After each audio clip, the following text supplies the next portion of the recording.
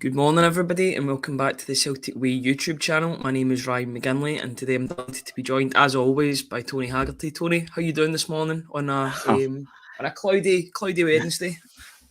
I'm all right, Ryan. It's one day closer to Celtic returning to action, so yeah, it's all good in my world. Yeah, that's absolutely. We're really looking forward to the return of domestic football and the return of Celtic. We've got plenty to discuss today with regard to both international performances and a look ahead to the weekend with some really positive, encouraging news with regard to some of our injuries as well. But before we get started on that, and thank you to everybody for joining us so far, if you subscribe to the Celtic Way website, you'll be supporting top quality football journalism covering the club you love. Right now, we're offering a deal for £4 for 4 months. That'll be you sorted until the start of next year. So you have all your daily Celtic fixes from now until 2024. So if you are interested, then please visit www.celticway.co.uk/subscribe. And if you're feeling extra generous, we know we plug it a lot, but it is really important. If you do subscribe to the channel, you'll get notifications on when we go live, both in pre-recorded videos. One that will be coming out this weekend.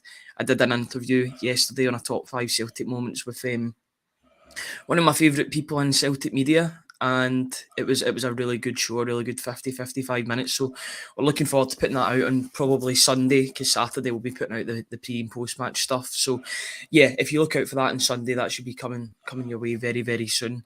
If you press the subscribe button and subscribe to the Celtic Way website, you'll be helping us out a massive deal. And on the website today, there's an opinion piece from myself on the Celtic Champions League squad and how it's a little bit sobering reading all of the notable omissions and the squad depth, or maybe lack of squad depth, shows where Celtic are and where they still need to improve ahead of the coming years and the coming seasons. But that's more a negative. I want to focus on more of the positives today. Tony, I think first of all we need to probably talk about the Scotland game that happened last night. Unfortunately, Scotland got beat 3-1 off of England, but I did think one of the best players on the park last night, which I put out on Twitter, and I was getting a wee bit of traction from other fans saying he was rubbish. I thought Callum McGregor was one of Scotland's best players on the night. I don't think many can hold their head up high in terms of Scotland performances, but yeah, I think Callum McGregor was the pick of the Scotland bunch. Thought he did okay. Just your eyes tell you what you saw. So you saw the same as what I watched. I thought Callum McGregor coped well, but you have to look at that England team and you're very afraid. What they've got some wonderful footballers. It pains you to admit it, but it's just the truth, isn't it? Jude Bellingham and Phil Foden are different they're gravy. frightening. It's like Spanish players in the England team. It's crazy.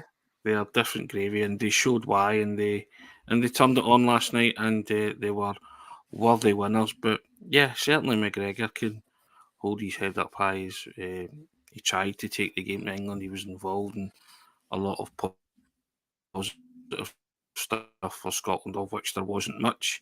But no, I think we have to say where Scotland are at the minute. Scotland are vastly improved under Steve Clarke. You cannot take that away from them. They've had a good run, but that's the kind of level of competition Scotland will face when they qualify for tournaments, which they want to do. So we've been doing it bit by bit. We've been hard to beat under Steve Clarke. We've started to claim scalps. We've started to get results. The next step is to get to a tournament and get to the knockout phase. So we know what's required. That was a wee kind of sobering lesson last night from England. And yeah, it's never nice to lose to England. You never want to lose to England when you're playing for Scotland. But in terms of Callum McGregor's performance, turning it back to a Celtic perspective, I thought Callum McGregor did very well. But I just marvelled at Jude Bellingham and Phil Foden, just the way they make football look easy and effortless. Yeah. And, Pele was right. It is the beautiful game. See, when it's played by people like that, you have to stand back and admire and even applaud, even if it pains you to do that. But I enjoyed watching those two last night. I thought they were excellent. And just because they play for England, it doesn't mean that you can't admire good footballers. And those two in particular, I think Jude Bellingham and Phil Foden are world-class footballers. and they've got they've got their whole career ahead of them, and I'm afraid about what might happen with that England team, Ryan. I don't want to confront that, but I think if you enjoy football played the way you want it to be played, then a case study in watching those two, you just marvel at that and applaud that and say good luck to them. Yeah, they're playing for two of the biggest teams in the world as well right now at the moment, in Real Madrid and Manchester City, and they're two of their best players. They're not even squad players, which is what you could say about a few players over the years when playing for England. Maybe they're not the standout players in their teams, but they'll get a game for England. You think you're Gary Neville's and that now all of a sudden that they're the best players, or some of the best players in that England team. But yeah, Cal McGregor, I think, can hold his head up high. Yeah. It wasn't for a lack of trying last night from Scotland, I would say. It's just they get confronted by a better team, and it's a good thing. They won't be playing too many teams better than England. If there are better teams, I'd probably say France and Portugal are the only two that you could say at this moment are better, and even then Portugal are very much an emerging nation with regard to their talent that they're bringing through. But what I liked about McGregor was he didn't go missing. No, he got better when Billy Gilmore went off the park as well. Yeah, and he still wanted to try and be creative and constructive and do something for Scotland and get them back into the game. So, I think everybody knows our own personal thoughts about Callum McGregor. He's a fantastic footballer, but there are players that are even a level or quite a couple of levels above that, and then Jude Bellingham and Phil Foden. I think that's what you're looking at there. But Callum certainly wasn't found wanting in that kind of company. Let's put it that way. Yeah, absolutely. But on to more positive news in terms of the internationals. Luis Palma scored a penalty last night for Honduras against Grenada, so that's more of a positive slant on the international front with regard to that. I think that was his first international goal for Honduras as well. I believe it was. So good luck to him, and I think there's clearly a confidence coursing through Luis Palma. It's just been good news week for him, hasn't it, the past couple of weeks? So I think if he's in any kind of fit state when he gets back, you either throw him in or you certainly give him minutes, because I think the Celtic supporters are desperate to see what he brings to the table, including his dead ball expertise, free kicks and stuff like that. So, it's a potent weapon, those kind of things. So, and good to know that he can take a penalty as well. So, Celtic's last reliable penalty taker was Aaron Moy, wasn't it? So, it's nice to know that Luis Palma can hit the back of the net from penalties. So, I'm all for that. I'm all for forward players taking penalties, Ryan. I like that. You're not a fan of centre-backs taking penalties, no? Call me old-fashioned. I just think forwards want to hit the rigging, don't they? Want to batter it into the back of the net, and they're quite hungry for, get their goal tally up, that kind of thing. So I'm a bit of traditionalist that way. I like forwards taking penalties because it's their kind of natural habitat. And I'm not saying they make the best penalty takers. James Tavernier would, fly that in the face of what I'm saying, but I just feel comfortable when my forwards are taking penalties, and Celtic have a problem with penalty takers in recent years, haven't they? They've never really had a settled taker. So I'm all for forwards doing it, and if Luis Palma can do it in Celtic, get a penalty, then I wouldn't mind seeing him assume that duty and responsibility. I've always wondered why Kyogo didn't want to take them. He's a fine one and missed one. He's a fine striker of a football. Yeah, I understand that. Yeah, but I think it's human. You're human. You miss penalties, but I think you should get back in that saddle and just take the next one, unless you miss 2 or 3 in a row and then it's taken off you.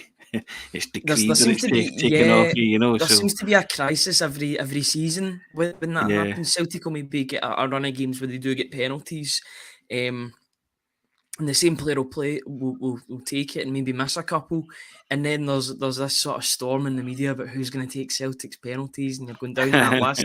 Remember when it was Scott Brown and Cal McGregor? It's just all these. Scott Sinclair was a good penalty kick taker. Yeah. He scored a lot of really crunch penalties in his time at Celtic. A really good goal scoring record all in for a winger. What a player he was in Brendan Rodgers' first tenure. Plunge McNugget coming in, your old-fashioned Tony. I've told you, I am a traditionalist. And Brendan Morgan coming in saying Tommy Gemmell. Now, Tommy Gemmell used to rattle penalties. I think Tommy Gemmell only missed one or two. He was the old-fashioned, you'll not remember, but it was a character called Hot Shot Hamish in comic strips who used to leather the ball and you'd see the net bulging and all that and coming out of the pegs, stuff like that. But that was Tommy Gemmell's approach. Listen, I just want penalty takers to score, Ryan. Basically, I don't really care who takes them as long as they score, but I always feel more comfortable when it's a forward. I don't know why. I'm the same. Maybe just because I think that's their natural habitat and there's a kind of personal thing going on there with forwards that they want to get the better goalkeepers and they want to score. So maybe that's just me. I think that's because of what they're employed for. Forwards are employed to score goals at the end of the day, whereas defenders are employed to keep the ball out the back of the net. You know, if they do that with regard to a penalty, then it means they've missed. So if they keep it out the back of the net, so you know they can do their job in one way, but maybe not the other. I do prefer forwards taking penalties, especially in a shootout situation. Now I know that sometimes it can be quite calming when a defender slots one or puts it down the middle. But I do feel more comfortable when a striker comes up. I do agree with you on that, Tony. Just I was a forward during when I played football, Ryan, and I took a few penalties, but my claim to fame was I never missed one. There you go. I took about 10, and I took one. I took them in 10 out of 10 penalty shootouts and stuff like that. Off the top of my head, I just found it because I was a forward, and that's what I wanted to do. So I just made up my mind, and it was usually low and hard to the ball, to the left as I was looking at the goalkeepers, right? Sometimes even told them where I was putting it just for a laugh and say I've got nowhere near it. So I was always, I always found it, I didn't find it nerve-wracking, let's put it that way. Because as you say, I always thought it was an assumed responsibility of a forward. Just put the ball down, 12 yards, bang, there you go. No. I didn't find it difficult in that sense. So yeah, that's why maybe that's what I'm thinking. That I think forwards are more prone to be able to kind of cope with that. You know, never took in front of 60,000 people or anything like that. You know, so maybe that is true. But maybe you did in your head. Maybe that's what you're thinking in your head. I did it many times in my head. Yeah, of course. But yeah, as I say, I never took that many, but I don't remember missing because I would remember missing because I would have. I told you, and I would have told you where it was. So it's aye, but so I'm. It's just maybe something in me, a traditionalist, old-fashioned that way. That forwards, I'm not saying they make the best penalty takers, but there's something that relaxes me when I see a forward taking a penalty. That's all.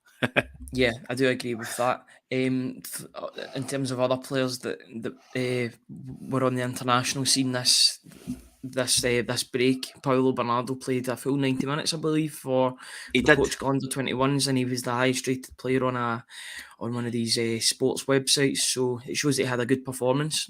Yeah, one of the boys in the comments has put that up. One of the earlier comments saying that he got 4.7 out of 5, I believe. So, yeah, Marquis, I've tried to find it. Bernardo played the full 90 for Portugal. Brilliant. Got the highest rating team, 4.7 out of 5. So that's good news, isn't it? Listen, we spoke about it the other day. You're just really looking forward to seeing every new player that came in before the transfer deadline finished. Nat Phillips as well.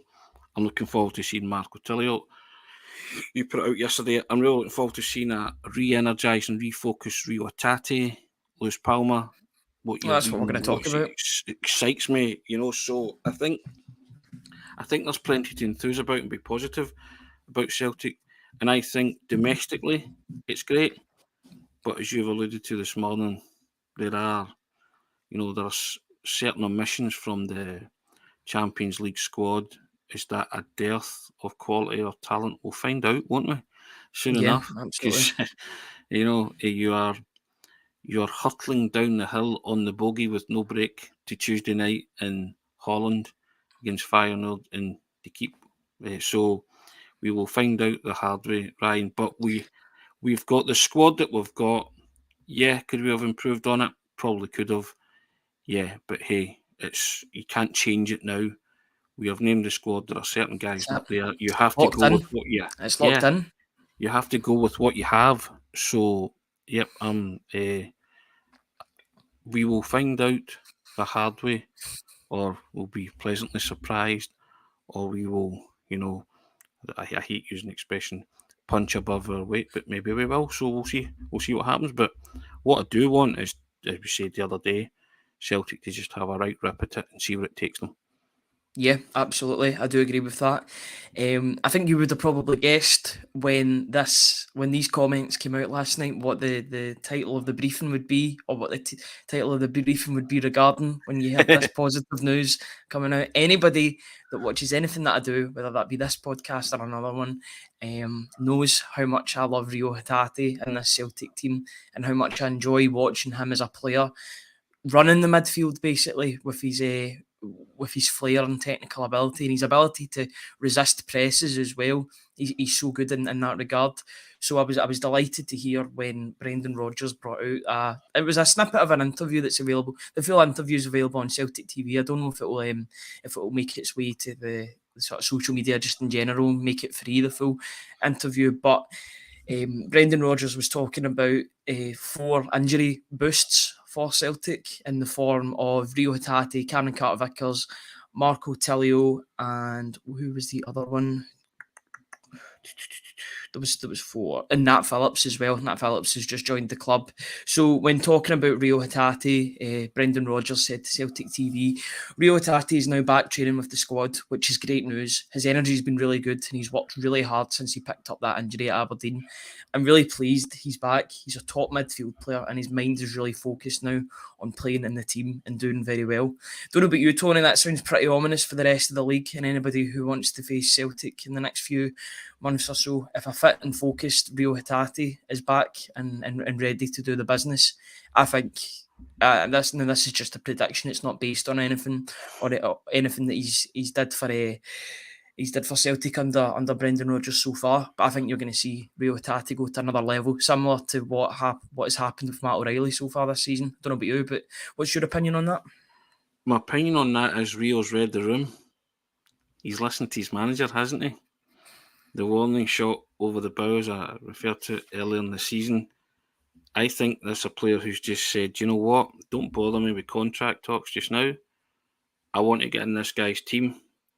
And if this is what I have to do to get into this guy's team, I'm going to do it. Sadly got injured and he's been doing his rehabilitation. But clearly Rodgers has saw that difference in attitude and mindset or whatever. I keep saying he watches them in training, but he wouldn't have said that if he didn't think that Rio's fully focused. And I think Reo Hatate did the right thing. Shelving contract talks till after the window, coming back into the team, finding a bit of form, and then maybe those discussions will kick on again, or they might have kicked on while he's been out, but maybe it's the player himself that's saying, look, I want to get into the team first and prove my worth, and then we'll sit down and talk. Fully focused on the football. I think Brendan Rodgers is just signposting it, isn't he? Watch out for this guy. He's listening, he's learning, he's asking questions, and I think that's what's happened. Brendan didn't say those comments about Hatate flippantly. He was making a point, and I think you think the world of Hatate like most Celtic supporters do. There's a talented, special footballer in Hatate, and I think Brendan Rodgers just said, I'll take you where you want to go, but first things first, you need to listen to me. Acknowledge what I'm saying, and we will go on this together. I will make you a better player. And yeah, I'm really excited to see what Hatate will bring, because you said yesterday, if it comes down to it, it's one berth in the midfield, isn't it? It's open, and Hatate fills that for you if he's fit on Saturday, because you want him, desperately need him for Champions League matches. But I'm also excited to see what the likes of Paulo Bernardo might bring, because I think he's another one from the talented Benfica Academy who could force his way in at some point, or Odin Thiago Holm, who looked very good at Ibrox when he came on. My big thing, and I'll take away in all of this, is we've got a real plethora of options now in that midfield area. You can't get enough good players in your team, Ryan, so I'm working on the premise that whoever, what the former manager used to say, you're coming on to impact the game if you're replacing somebody that came off. So you've got a number of options there with players who you believe under Brendan Rodgers' tutelage can come on and impact a football match in a positive way. It doesn't matter how many minutes you get, you're on there to do a job. But I think everybody's excited to see what this re-energised and refocused Reo Hatate is all about. And I'm delighted that he's listened to the managers, because you could have gone in the transfer window. There was lots of speculation. You could have left. You could have spat the dummy, whatever. The body language experts were out in force, weren't they, Ryan? They reared their heads again. Yep. Telling you that he looked really unhappy. He looked, he blanked to fans that day. It's a very dangerous precedent, is what I'm going to say. Yeah. It's a very, very dangerous precedent, because you don't see players for 24 hours a day. You don't see how they're like when the cameras are away from them. That's just a moment, and anybody could be in a mood in a moment. And I think you'll see a different Hatate this weekend. Yeah. And I always say, listen to the managers when they're talking about their players, because they're with them a lot of the time, aren't they? They're telling you, and you have to decode sometimes their cryptic messages, or if they come right out and say what Brendan Rodgers said about Hatate, they has to work harder to be in my team, to be a mainstay in the team. And we all know from the previous manager's regime that Reo Hatate was never short of chapping his door asking him how he can improve his game. So I can only imagine he's doing the same with Brendan Rodgers, and has done the same with Brendan Rodgers since the Aberdeen game, and said, when I get fit again, what do I need to do to start in your team? And Brendan is letting you know, this guy's fit again. He's focusing his energy on playing for my team, and that can be a good thing for everybody moving forward. And the last thing I wrote about Reo Hatate, I finished with that line, it's up to Reo to read the room. I think he's read the room, and good on him. I don't dispute his ability as a footballer, but I never want any footballer to hit any kind of comfort zone and think they can do what they like and they'll still be picked for the team. It's not how it works. And I'm not saying he did that, but you guard against any kind of complacency like that, even if you're winning. People say it's monotonous. It's never monotonous for me. I love it. I always love to see a winning Celtic team. I love to see excellent footballers prove their worth on that stage for Celtic. So, yep. I don't think there's a bigger fanboy for Reo Hatate out there than your good self. But I'd like to meet him or her, if that's the case.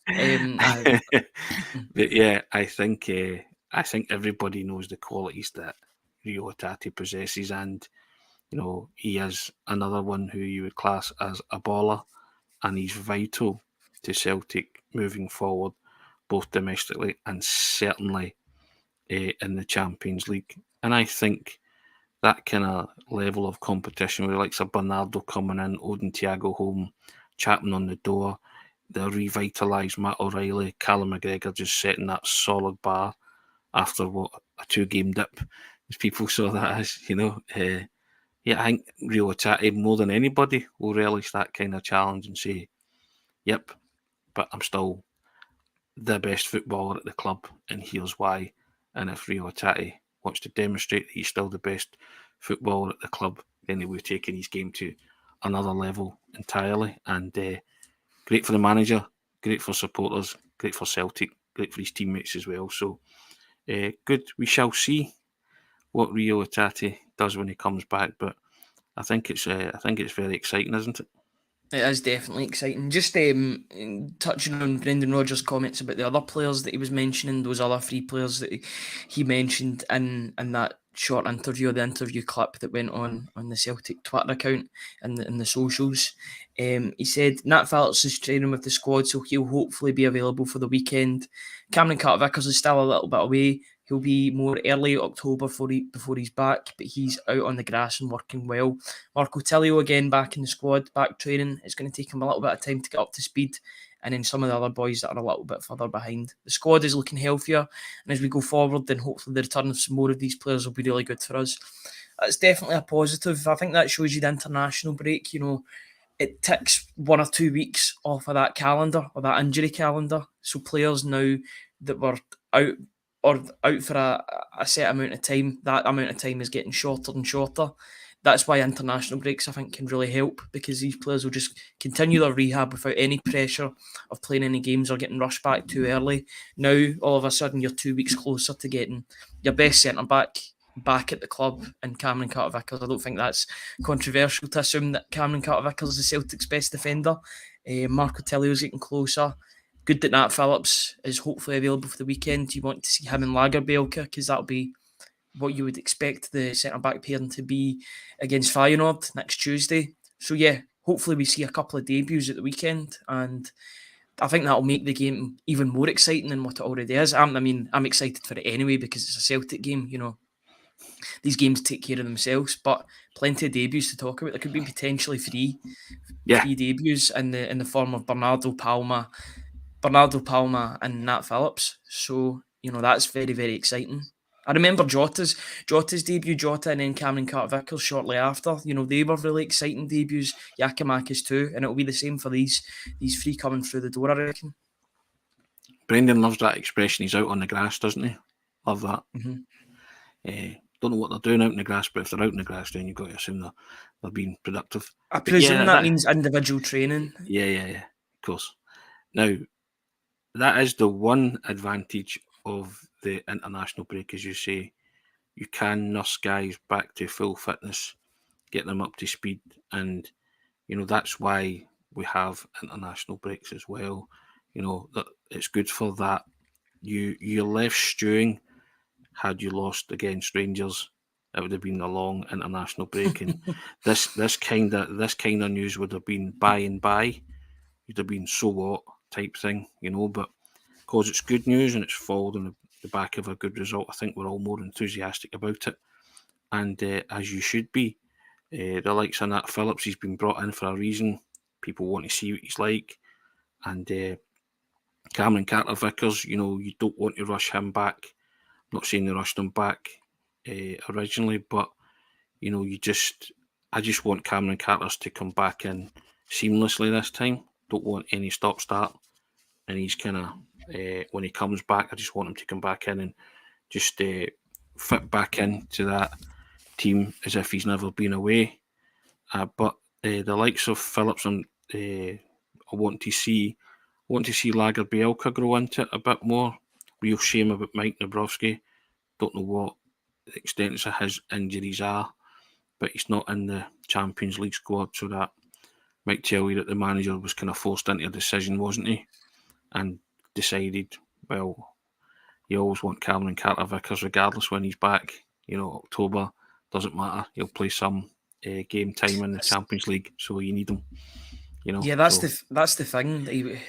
They could have potentially named like 3 injured centre halves, and that's just, it's not viable. It's not even worth it if Navrosky was available for what two of the last games. You know, he would have been damned if he did and damned if he didn't with that squad. Then Ryan, people would have been saying, why is he naming 3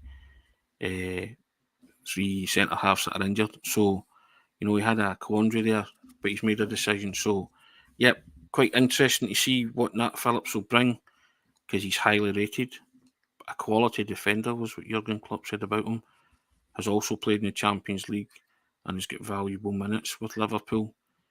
So, yep, looking forward to that.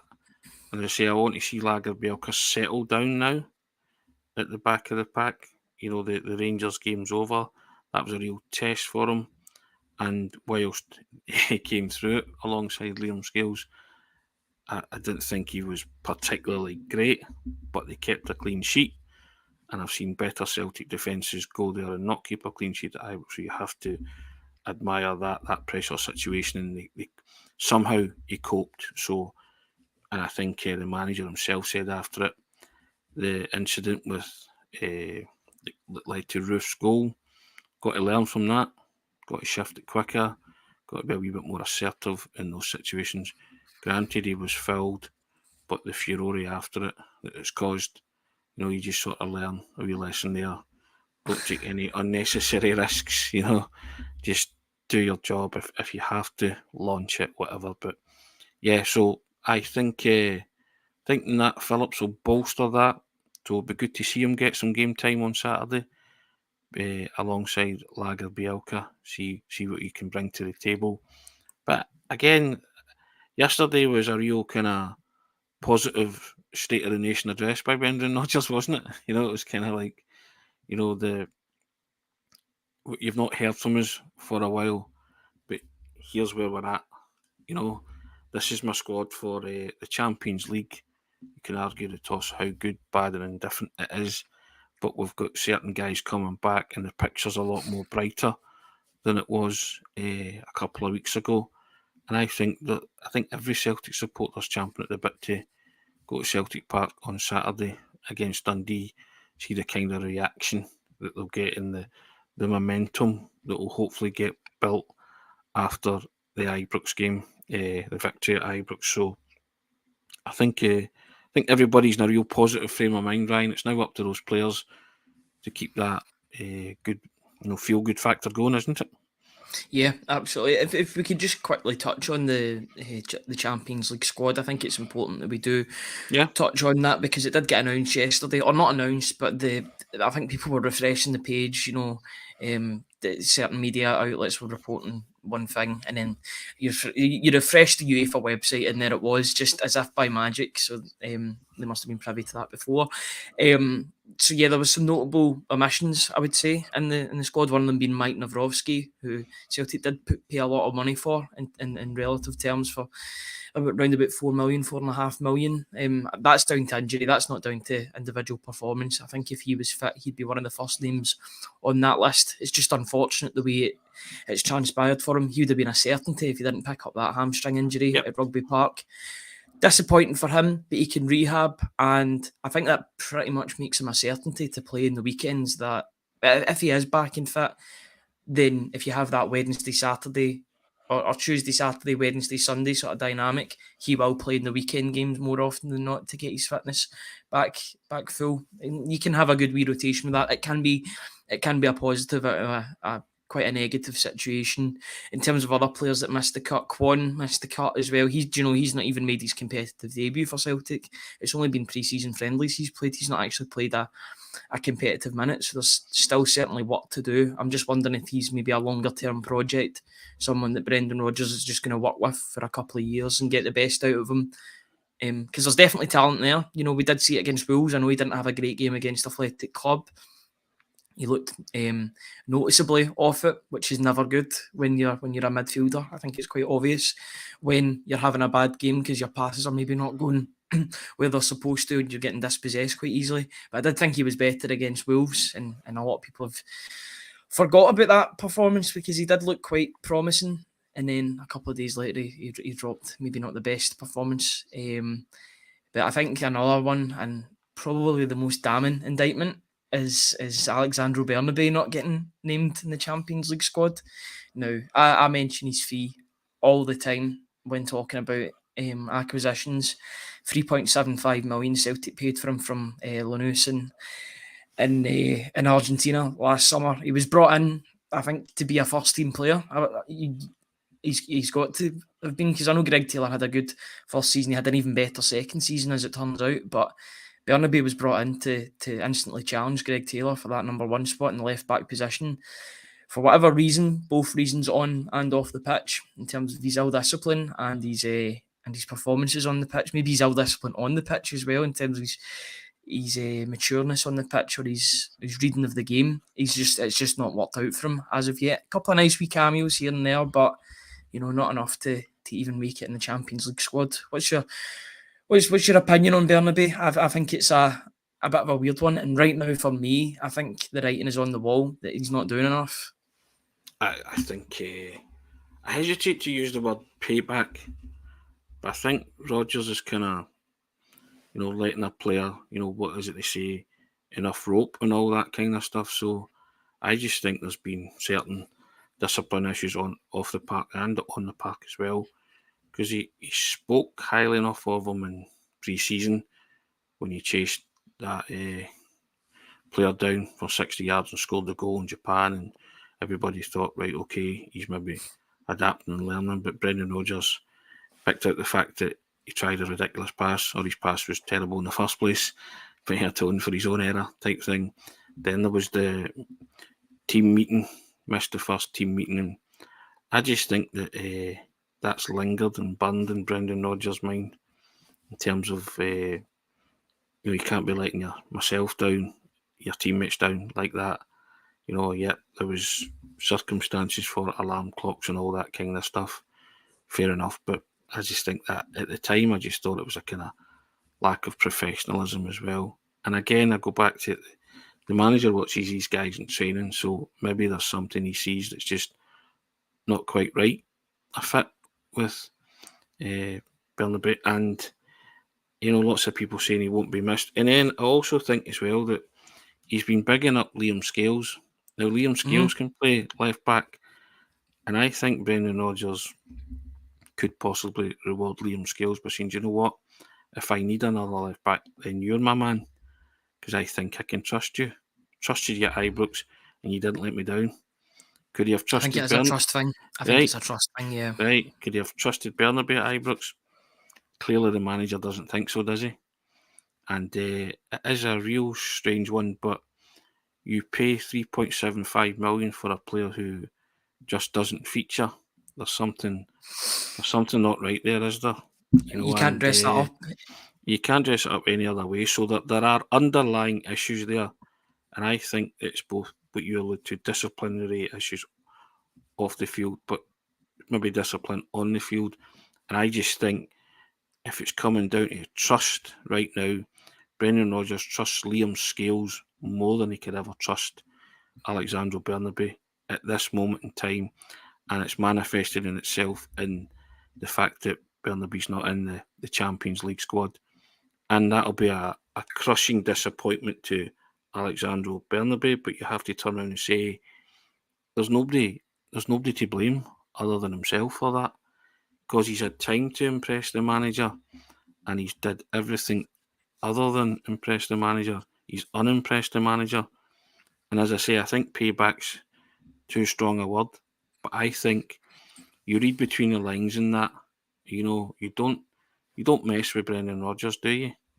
This is the new, cold, calculated, clinical Brendan Rodgers. He's doing what's best for Celtic, doing what's best for the team, and trying to build a successful unit. If you're not part of that, then I think you say, is it the beginning of the end? Is the writing on the wall? Or is it a tactic to motivate him, give him the proverbial boot up the backside? I don't know. But whatever it is, it's been done for a reason. And I think trust being the biggest one.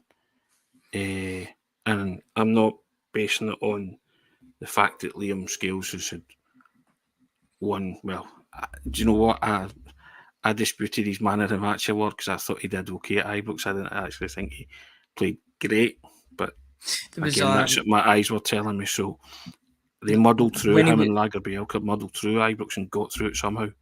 Yeah, when he was given the player of the match, Liam Scales, he did rank first in a lot of the defensive numbers. You know how they sometimes do it for the English Premier League games as well, where they'll bring up a wee stat line of all the things that they did. With Liam Scales, he was ranking first in a lot of the defensive numbers. So I guess there are some numbers to back up that point. I thought Matt O'Reilly was man of the match personally, but I'm happy to give Liam Scales his flowers because he deserved it on the day.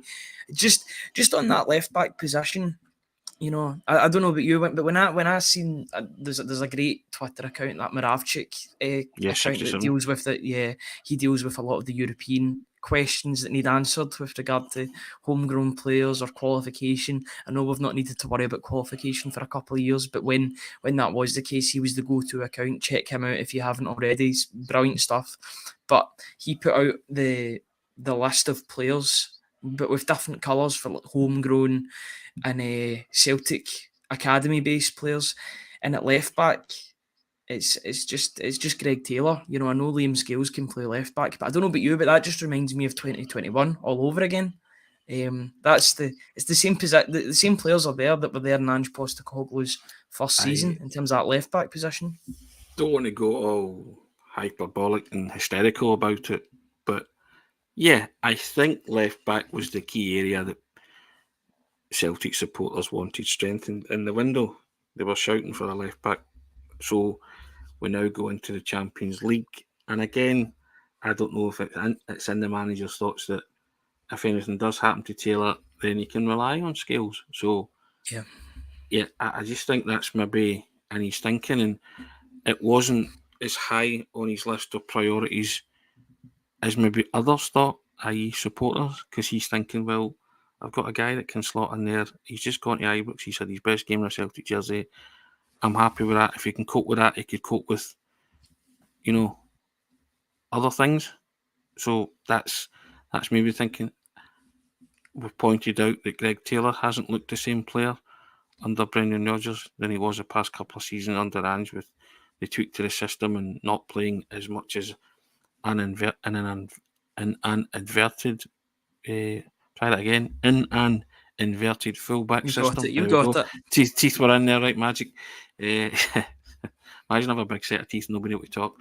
There you go. Still use the Hoover to brush them, by the way. Anyway, but yeah. So I think now your fears are either going to be realised or alleviated with this Champions League group stage campaign, aren't they? If we get exposed in the left back area, then everybody will be wringing their hands in their head and saying, "Why didn't we do that?" And if we get through it somehow, they'll be like, "Well, maybe it wasn't as much of a priority position to be strengthened as the manager clearly sees." So the proof will be after 6 games when we see where we finish in that table. But I think there's that niggling doubt in the back of your mind, isn't there, that a left back would have made you feel a wee bit more comfortable if there was another one in that Champions League squad. There isn't. We march on with what we've got, and that's where we are. I would say though, I'm happy with this situation and bringing in a 34 or a 35-year-old that would be starting games in the form of like a Ryan Bertrand or someone like that. I think that just kicks the can down the road. I'd much rather Celtic do their scouting for another 6 months to a year and bring in the perfect candidate in a year's time. Taylor's not a disaster. Taylor has done it for Celtic in the past. He's been he was brilliant last season, and I have no doubts that he can up his game.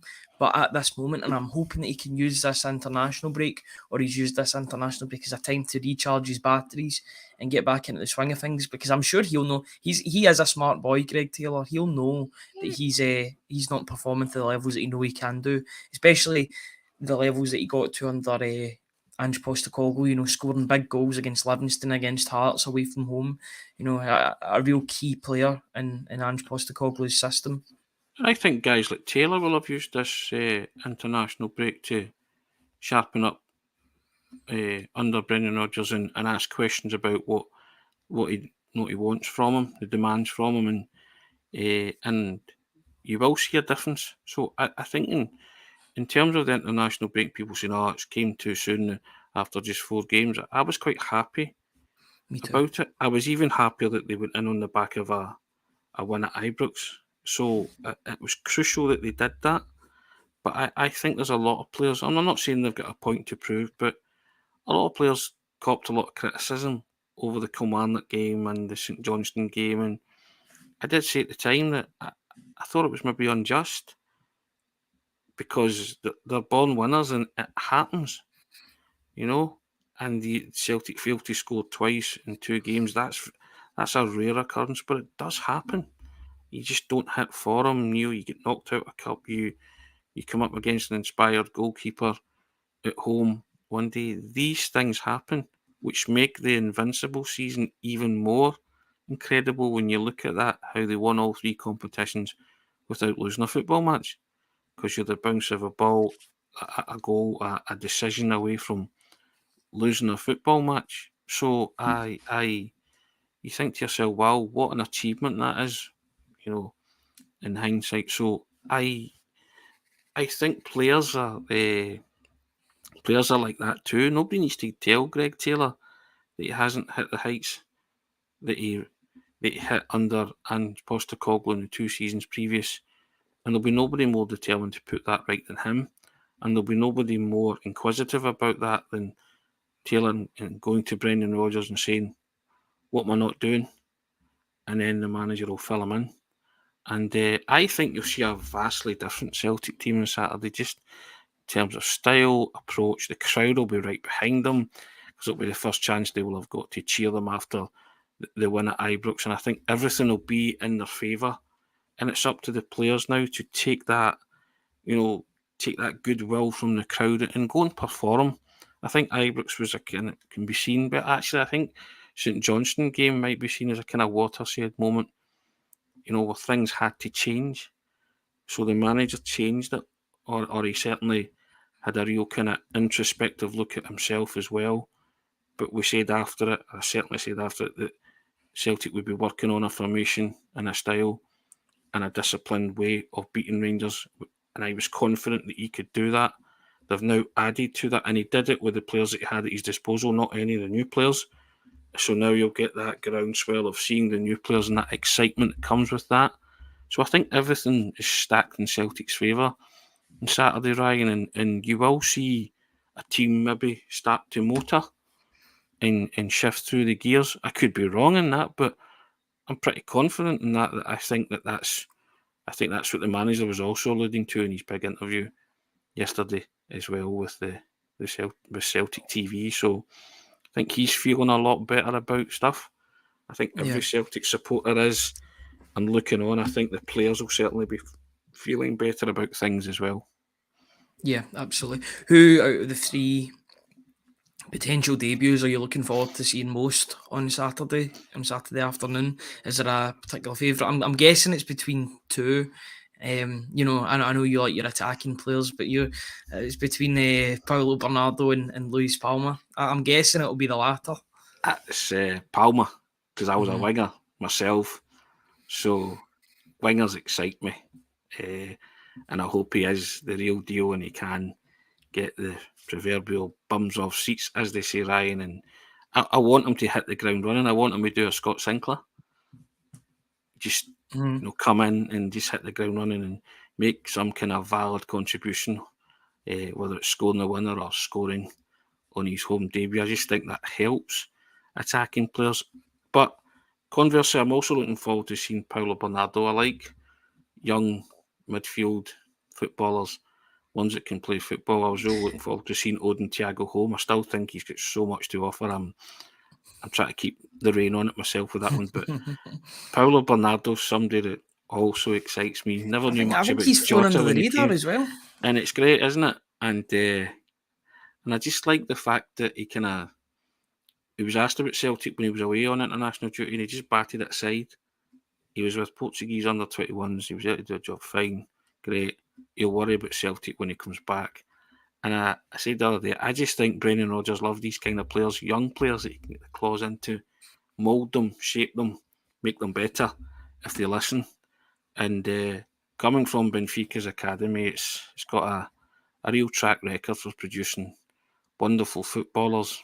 And if Paulo Bernardo is cut from that same cloth, then you could be in for a treat. But I'm biased, so Luis Palma's the winger for me. I just want to see what he can bring. I'm also excited to see what Marco Tilio brings if he ever, when he gets fit, and he ever gets it.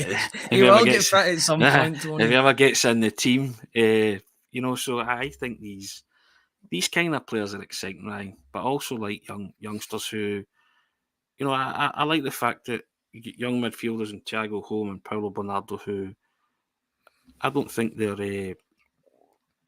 I think they like being on the ball and they like to make things happen. And even one's so young, you look at the likes of Foden and Bellingham last night, it's just no fear whatsoever. Wonderfully gifted, exciting footballers. I'm not saying Thiago Home or Paulo Bernardo are in that bracket or class, but I just like young guys who like to play football the way you think it should be played, and I think that's to be admired. And I just want to see what these two guys can bring to the table long term, because I think it'll be to Celtic's advantage and benefit. But I think most Celtic supporters want to see what Palma brings, because forward players that make things happen. They're exciting to watch, aren't they? They are, absolutely, and I think Celtic have been crying out for that since Jota left the club. They're looking for his replacement somewhere, and hopefully Luis Palma is that player. I just think with Bernardo, I know I spoke about it a couple of minutes ago, or made a comment a couple of minutes ago. He has flown under the radar, I think, just due to the way it came about. There's not much, not that I'm saying there's much hype around him, but there's less talk about him. There may be more talk about Luis Palma because I think Celtic have needed a player in that position, whereas Celtic look quite strong in the midfield without Bernardo. But I think Bernardo is one of these players that has become available to Celtic, and Celtic are like what you always say, you can't have too many good players in and around the team. If a player is available, and in terms of long-term planning, there is that long-term planning with the option to buy inserted into his contract. That's great contingency planning. I know maybe they don't have the same contingency plans for other positions such as left back and goalkeeper, or the contingency plans such as Bernabei haven't worked out so far. But in terms of the midfield, for me, I can see Matt O'Reilly's contingency plan. I can see Reo Hatate's contingency plan already at Celtic at this moment in time, I believe anyway, because I think those two players that will come through will be Holm and Bernardo. If all goes well, those two will be able to just swap around when the time comes, and that'd be the showing of a great model. And that's the way that Brighton are working just now. Yeah. They've already got their players signed for when their older players leave to bigger and better things. Maybe not better all the time because some of them move to Chelsea and it doesn't go well for them. But bigger things for them. I just think that's great contingency planning from Celtic, and I'm really looking forward to seeing how Paulo Bernardo especially takes that chance. I think it's how big clubs operate, isn't it? You know, you're always constantly evolving and you're always looking to the future. So if that is the succession planning with the likes of Bernardo and Thiago Holm for the likes of Hatate and O'Reilly, then great. And also, if Paulo Bernardo was to be named in the midfield on Saturday, I wouldn't bat an eyelid. I'd be delighted. I'd say, okay, shows what you got. If Thiago Holm's that man, shows what you got. Go and take a bow in front of 60,000 people, and you know that's the stage you want. And I think younger players they don't feel that, do they? There's a lot of them embrace that. So I would want the best for them. Conversely, if Tati comes back in, I'd be even more excited. But listen, I'm not particularly perturbed. There's 3 players there that I've named that I would trust to do a job for Celtic on Saturday. And so the manager's arguably going to pick one of those, isn't he? Yeah. Unless he tears up the midfield completely and thinks Callum McGregor or O'Reilly could do with a rest or whatever. But I'd trust any one of those players that we've named, Thiago Holm, Hatate and Bernardo, to go in against Dundee and perform to the best of their ability and help Celtic get a result. As I say, I think this 2 weeks has been utilised wisely. Will have been utilised wisely, getting the rehabilitated players back to full fitness, getting the new guys integrated into the system, and on the back of a real morale boosting victory at Ibrox and everything on an upward trajectory, as they say. So that's what I'm looking forward to, a Celtic team coming out the traps, regardless of what 11 takes to the field, coming out the traps quickly against Dundee and producing, let's say, something special, but certainly something better than the last home game they had against St Johnstone. And if they can play and create chances the way they did at Ibrox, then I think they'll be hard to beat. Yeah, and that's all we're hoping for, a good performance at home, because I think there was certain elements of the first game of the season that Celtic were good in moments. Some of their passing play, Matt O'Reilly ran the show, as did David Turnbull. It's not really went as well for David Turnbull after that first game, it's got to be said, but plenty of time for him to still show what he can do. But it's a very, very packed midfield now. A midfield that looked a bit light beforehand, now all of a sudden looks very, very busy, especially with players coming back from injury and new players coming in and looking to make an impression. New, young, hungry players that are looking to make a first-team impression. There's similar comparisons to Jota in the way that what's his name, Bernardo will be wanting first team games. He'll be wanting that exposure both domestically and in the Champions League. So it's up to him to take that position. It's up for David Turnbull to put up the fight to make sure that he remains in the team. But I think out of the two, unfortunately, you're going to play Reo Hatate if Reo Hatate's head's at the right place. It's all down to each other's heads, because I don't think there's any comparing. There's no comparing the two. Hatate is a better player than David Turnbull. He can do everything that David Turnbull does, but faster, in my opinion. Yeah. But it was just not an attitude thing, but maybe a mentality thing that was going on in Reo Hatate's head. And I don't blame him. He's 25 years old. He'll be gauging the next step in his career. He'll be figuring out what's the best move for him, because Mitoma moved to Europe or moved down south at the same time, at that same age, 25, 26. He's not a young player. He'll be looking to see what he can do in the next couple of years. But right now, he's staying at Celtic and he's got a job to do in that midfield. And I'm pretty sure that he's going to do it. But and I think that's what Brendan Rodgers is telling him. That move will come. He's a talented boy, and if he's worried about that, then he can dispel those worries from his head. Knuckle down, play your football with Celtic. It's brought you thus far.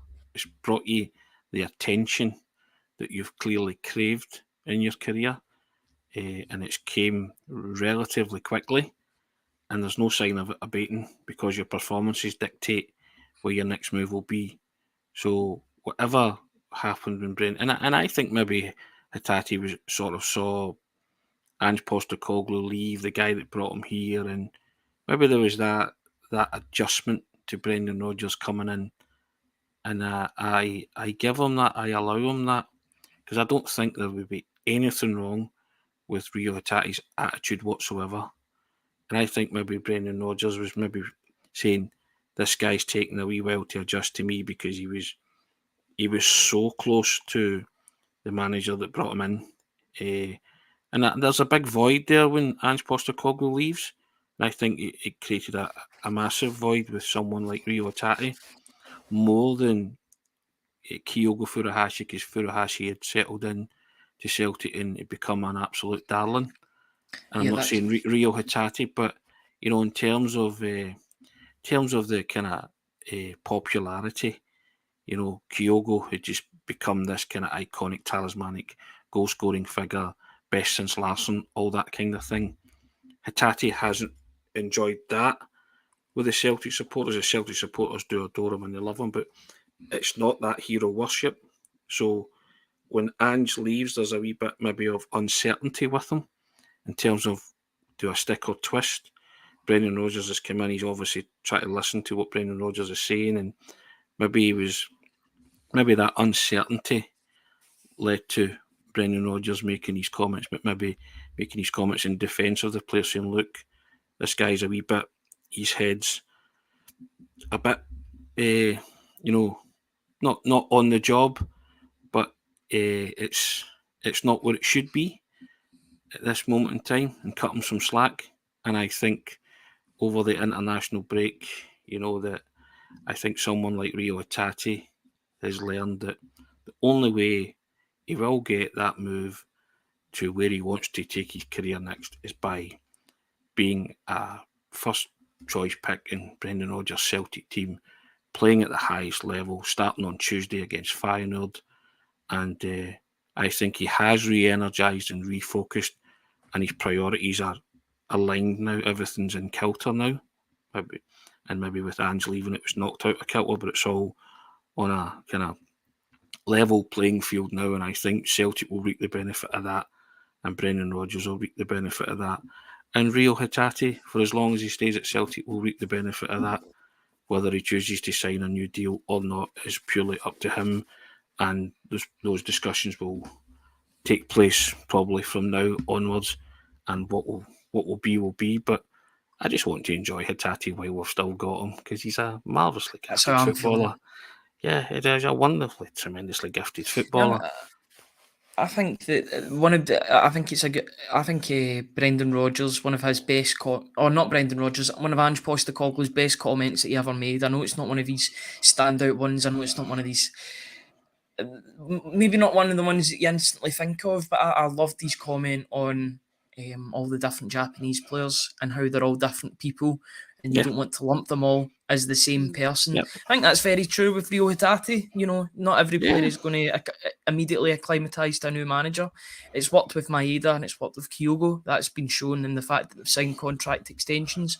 It's maybe taken a bit longer for Reo Hatate, but good things come to those who wait, and everybody knows. Every Celtic fan knows. There is not a single Celtic fan that doesn't rate Reo Hatate. I think he's a universally accepted player, and we know how good he can be.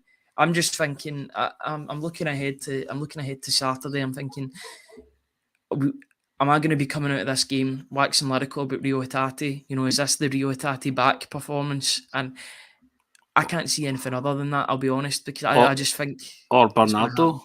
Or Thiago Holm, or Palmer, exciting, or Phillips, or Nat Phillips. Yeah. What has happened if Nat Phillips is the case? Pair many one from 5 or 6 there, but yeah. So I think that's what excites the Celtic supporters most. Or will you be talking about another Kyogo wonder goal, something like that? To add to his tally, and which just keeps going up and up. So yeah, I just think there's so much to be enthused about and positive about, and I think Hatate, I think it's now. I think Hatate's season starts now, basically. So, and there's nobody disputing the player's ability. He actually had a positive influence in the game at Aberdeen before he was taken off. 20-minute cameo was brilliant. Before he got taken off. So, I think onwards and upwards for Hatate, and what will be, and I think everybody's just looking forward to seeing him back doing what he does best, and yeah, we just enjoy what he produces under Brendan Rodgers moving forward. Yeah, absolutely. An hour and 1 minute, Tony. That's I didn't even notice. There you go. So time flies when you're having fun talking about Celtic. I think we'll need to keep some stuff for tomorrow. We've got the rest of the week with regard to content to talk about. I'm sure there'll be plenty more news stories coming about over the next day or so with regard to who's coming back in the team and what the team is shaping up to be like ahead of the weekend. Celtic are back this weekend. It feels like it's been the longest 2 weeks without them. But, the big football, the main football is back. Your bread and butter is back. And we're delighted to have the game just right in front of us coming and just 3 days' time, just over 3 days' time. Very, very exciting times. Before we finish up, guys, and thanks to everybody that joined us, both in the comments and just watching. We really do appreciate your support.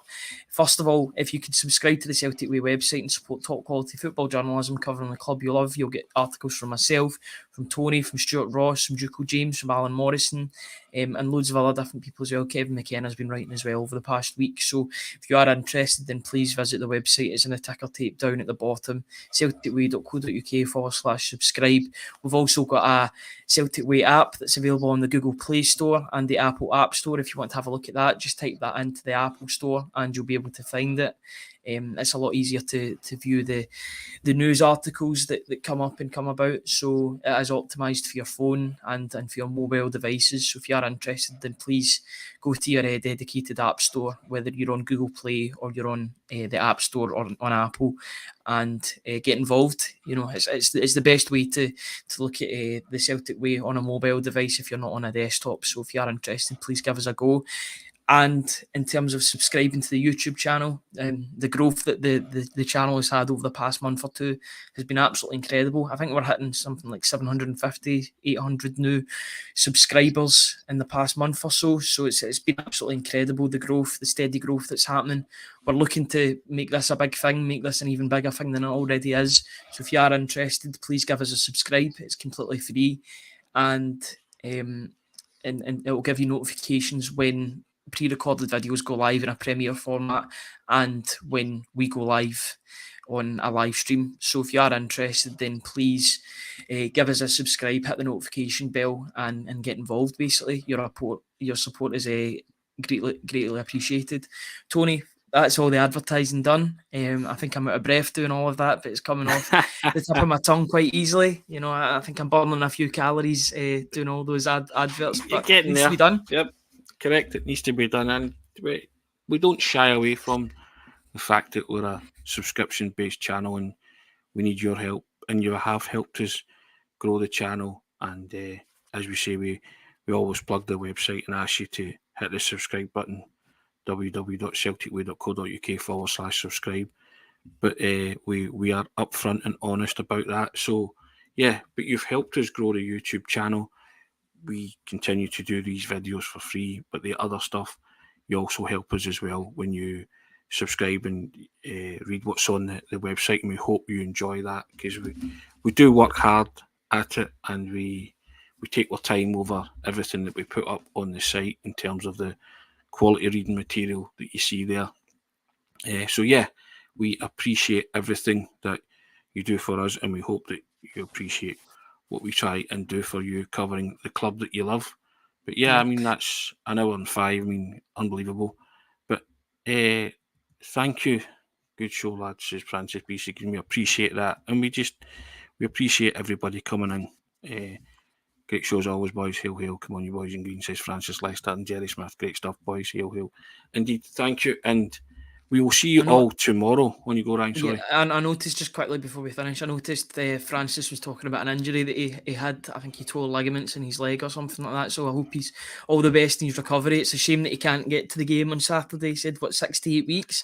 I think he's like one of the Celtic centre-halves. He's out for 6 to 8 weeks. He's out for 6 to 8 weeks, is he? Well, Francis, all the best in your rehabilitation and recovery. You know what to come at 10 o'clock-ish every morning. We'll try and nurse you through that as well. Great show, guys. The Sons of Scotland. Appreciate that. Thanks very much.